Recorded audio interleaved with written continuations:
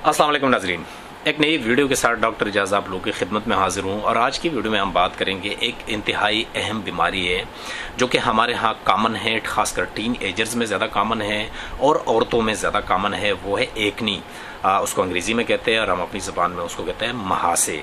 सो ये कॉमन है tin agers में, जिसकी वजह से टीन एजर्स बड़े परेशान रहते हैं और वो स्ट्रेस में रहते हैं। और स्ट्रेस बजाते खुद एक और फैक्टर है कि जिसकी वजह से एकनी ज़्यादा हो जाते हैं, मज़ीद वो वर्स हो जाते हैं, वो ठीक नहीं होते। सो एकनी को समझने के लिए सबसे पहले स्किन को समझना ज़रूरी है कि हमारे स्किन में हेयर फॉलिकल होता है, हमारे स्किन के नीचे सिबेशियस ग्लैंड होता है। सिबेशियस ग्लैंड का काम ये होता है कि वो प्रोड्यूस करता है सीबम को। सीबम का मतलब है कि ऑयली सब्सटेंसेस हैं वो प्रोड्यूस होती हैं। हमारे स्किन में छोटे छोटे पोर्स होते हैं। सो नॉर्मल हालत में ये होता है कि ऑयल की प्रोडक्शन होती है, वो बाहर निकलता है, पोर्स आपके बंद नहीं होते, ओपन होते हैं। सो एकनी नहीं बनते। लेकिन जब ओवर प्रोडक्शन हो जाए, सीबम ज़्यादा निकलना शुरू हो जाता है, उसकी प्रोडक्शन ज़्यादा हो जाए, सो क्या होगा कि आपके जो पोर्स है स्किन में वो बिल्कुल ब्लॉक हो जाएंगे, हेयर फॉलिकल ब्लॉक हो जाएगा और फिर एकनी नमूदार होना शुरू हो जाएंगे। एकनी की बेसिकली वजूहात क्या है? सबसे पहले नंबर पे कोई फैमिली में अगर एकनी है तो ज़्यादा चांसेस है कि बच्चों को, अगर दोनों पेरेंट्स को एकनी है तो चांसेस होंगे कि बच्चों को भी एकनी हो सकते हैं। दूसरे नंबर पे जो हार्मोनल डिसबैलेंस है, आमतौर पर जो टीन एजर्स हैं उनमें ये होता है कि एकदम हार्मोन्स की सिक्रीशन ज़्यादा हो जाती है। अगर मेल है तो मेल में टेस्टोस्टेरोन या एंड्रोजन, और फीमेल्स में एस्ट्रोजन और प्रोजेस्टेरोन एकदम उनकी प्रोडक्शन टीन एजर्स में ज़्यादा हो जाती हैं। और जब हार्मोन्स की प्रोडक्शन ज़्यादा होती है सो सिबेशियस ग्लैंड भी हाइपर एक्टिव हो जाता है। सिबेशियस ग्लैंड से सीबम ज़्यादा निकलता है, ऑयल ज़्यादा निकलता है। जब बहुत ज़्यादा ऑयल निकलना शुरू हो जाए सो आपके स्किन के जो पोर्स हैं उसको ब्लॉक कर देते हैं और एकनी नमूदार हो जाते हैं।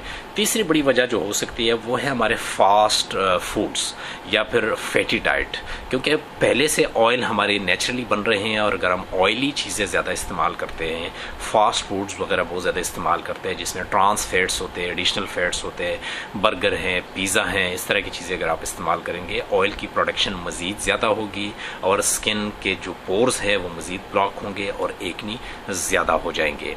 इसके अलावा जो वजह हो सकती है एकनी की कि एक एंग्जाइटी या डिप्रेशन है, गो कि उसका डायरेक्ट कोई लिंक नहीं है कि आपको एंग्जाइटी हो और एंग्जाइटी की वजह से आपको एकनी हो सकते हैं, वो कोई लिंक डायरेक्ट नहीं है। लेकिन इनडायरेक्टली अगर आपको ऑलरेडी एकनी है, महासे है और आप डिप्रेस्ड है सो वो डिप्रेशन एक एग्रीवेटिंग फैक्टर है। सो वो एकनी आपके मज़ीद ज़्यादा होंगे, कम नहीं होंगे। नॉर्मली कोई लिंक नहीं है। लेकिन अगर आपको ऑलरेडी महासे है सो उसमें डिप्रेशन भी एक फैक्टर है, क्योंकि जब आप डिप्रेस्ड होते हैं आपको एंग्जाइटी होती है। एंग्जाइटी में क्या होता है कि स्ट्रेस हार्मोन्स वो ज़्यादा रिलीज़ होना शुरू हो जाते हैं, कार्टिसोल है, एंड्रोजन है। सो वो जब हार्मोन ज़्यादा हो जाते हैं यहाँ पे सिबेशियस ग्लैंड जो कि सीबम प्रोड्यूस करता है वो भी प्रोड्यूस होना ज़्यादा शुरू हो जाता है और आपके स्किन के पोर्स को ब्लॉक कर देते हैं और एकनी ज़्यादा हो जाते हैं।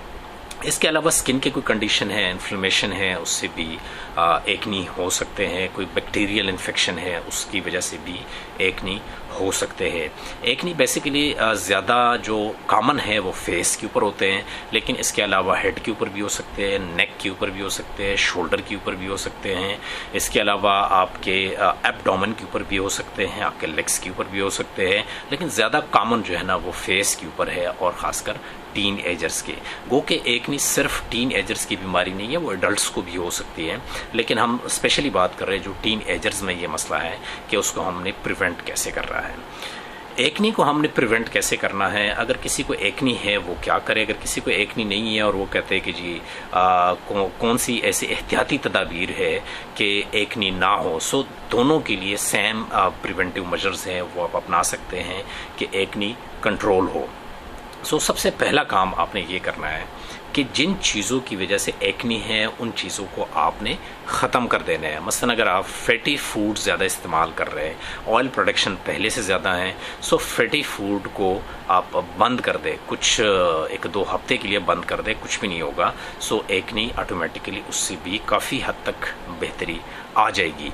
दूसरे नंबर पे आपने ये करना है कि अगर हो सकता है तो दिन में हर 2 से 3 घंटे बाद आप अपने फेस को धोएं, हर 2 से 3 घंटे बाद, और नीम गर्म पानी से धोए।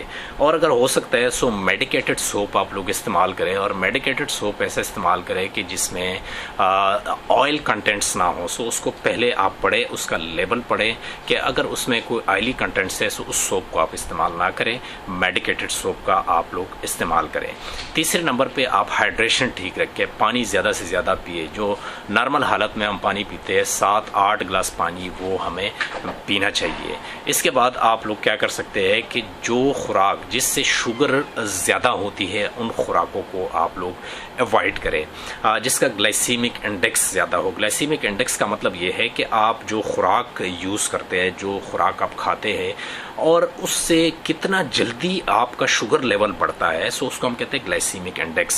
सो ऐसी खुराक जिसका ग्लाइसीमिक इंडेक्स हाई हो, जिसकी वजह से आपका शुगर लेवल जल्दी बढ़ता हो, उसको आप अवॉइड करें। लाइक पेवर शुगर जिसको चीनी कहते हैं, सो चीनी को आप कम से कम इस्तेमाल करें।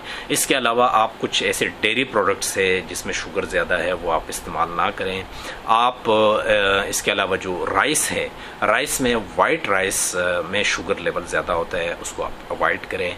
इसी तरह ब्रेड है, सो ब्रेड की भी 2 किस्में हैं, ब्राउन है, वाइट है। सो ब्राउन कदरे बेहतर है वाइट की बनिस्बत। सो वाइट ब्रेड और वाइट राइस को आप कंज्यूम ना करें अगर आपको पहले से एक्नी है। इसी तरह कुछ फ्रूट्स भी है जिसमें शुगर ज़्यादा होता है, लाइक वाटरमेलन है, वाटरमेलन में शुगर ज़्यादा है, उसको आप लोग अवॉइड करें कि उसकी वजह से अगर शुगर ज़्यादा है, सो अगर शुगर ज़्यादा है सो आपकी सीबम की प्रोडक्शन ज़्यादा होगी और आपकी एक्नी वो ठीक नहीं होगी। इसके अलावा औरतों के लिए ये है कि कुछ औरतें होती है कि वो बालों में ऑयल लगाते हैं और उनके हेड के ऊपर वो एक्नी आ जाते हैं।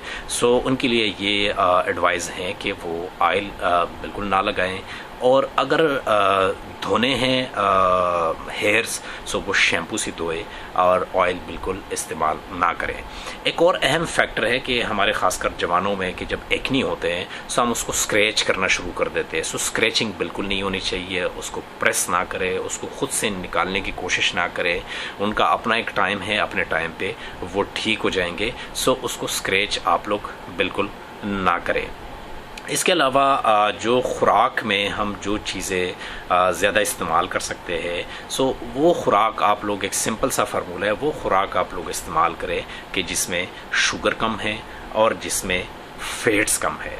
सो अगर इन चीज़ों के बावजूद, एहतियाती तदाबीर के बावजूद भी अगर आपके एक्नी ठीक नहीं होते, सो उसके लिए मेडिकेशन है, क्रीम्स है, जो कि एक डर्माटोलॉजिस्ट का काम है। सो आप लोग डर्माटोलॉजिस्ट या स्किन स्पेशलिस्ट को चेक करवाए। एक लंबी लिस्ट है मेडिकेशंस की, वो आपको एडवाइस कर सकते हैं। एक और अहम इम्पॉर्टेंट पॉइंट जो कि मैं बताना भूल गया था, वह ये है ख़ासकर औरतों के लिए कि जो फीमेल्स होती है मेकअप करती है। सो मेकअप के लिए एडवाइस ये है कि मेकअप से तो एक्नी नहीं होते, लेकिन ये मेक श्योर करें कि जो मेकअप आप लोग यूज़ करते हैं, जो कॉस्मेटिक्स वगैरह आप लोग यूज़ करते हैं, कि उसमें कोई ऑयली सब्सटेंसेस ना हो, ऑयली सब्सटेंसेस ना हो, नंबर 1।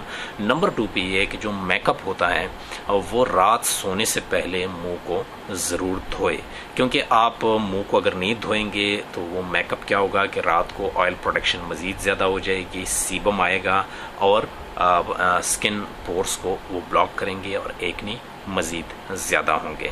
नाज़रीन, उम्मीद है आज की वीडियो आप लोगों को पसंद आई होगी। इजाज़त चाहता हूँ। अल्लाह हाफ़िज़।